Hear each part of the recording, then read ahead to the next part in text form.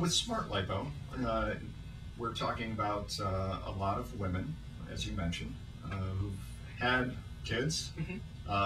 They put their bodies through a lot. We see the evening news, they talk about mommy makeovers and tucks and et cetera, et cetera. You mentioned that some of the women that come to the Rejuvenate facilities looking potentially for treatments like smart lipo, perhaps they're better suited for a mini tuck or a SmartTuck, as you call it. Could you explain what that is? Yes. A SmartTuck is a procedure that involves a combination of smart lipo with removal of that excess skin. It's a procedure that's very useful for people who have that stretched out skin on the lower belly that just doesn't respond to exercise or anything else. It's similar to smart lipo in that it's performed under local anesthesia without the need for going under, and that the recovery time is fairly quick.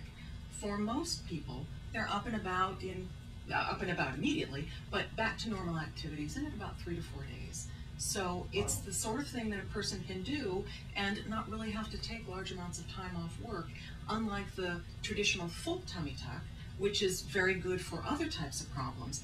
The mini tuck is something that fits very well into most people's lifestyle, doesn't require a huge interruption in your normal daily life, but really can accomplish some very good results. Excellent. So again, primarily for women. Well, not always. Okay. I would say that while a lot of the people I see for SmartTuck are women, it is becoming more and more common for men to think about having liposuction and a tummy tuck or a mini tuck, depending on what their needs and desires are. So while it has always been more common in the female population, men are beginning to see the benefits of this as well. So I imagine, in addition to because you mentioned men, and that made me think, in addition to typical pregnancy, post-pregnancy, a little loose skin, we see a lot of folks that have gone through weight changes in their lives. Yes, yes. And have that excess skin. Is this appropriate for those folks? Well, for people who've lost a small amount of weight, a mini tuck is often going to be a good answer for them. People who've lost a lot of weight, and I'm beginning to see this more and more with people who've had especially gastric bypass or other weight reduction type of surgeries, those people are probably going to need a full abdominoplasty or a full tummy tuck. That's a more involved procedure. It does require sedation and requires a longer recovery period. In general, people who've had a full tummy tuck are up and around after the procedure, but moving a bit slowly.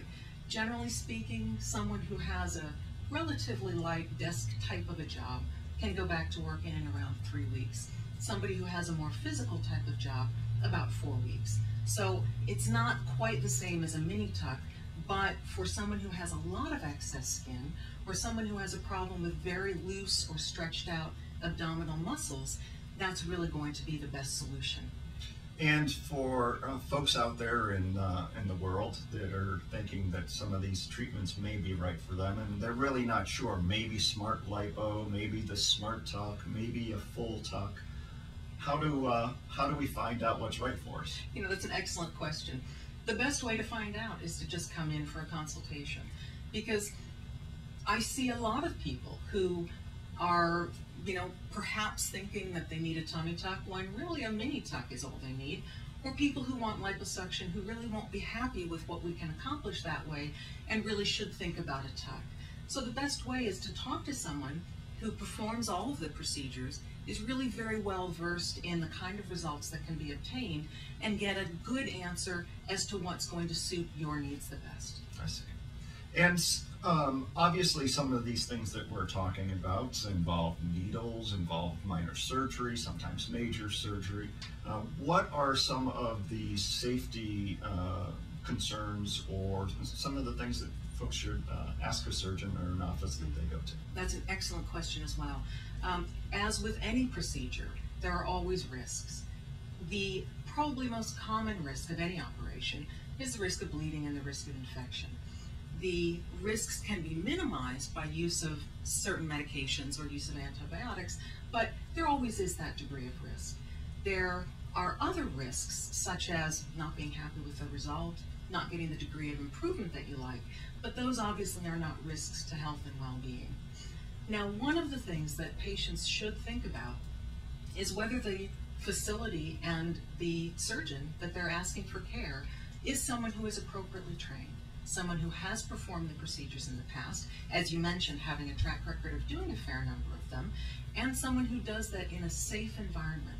Now, one of the ways we can know if an environment is safe is whether or not it has been certified or credentialed by an independent credentialing organization that comes in and just checks a facility to assure that it has adequate safety and patient care standards. Excellent.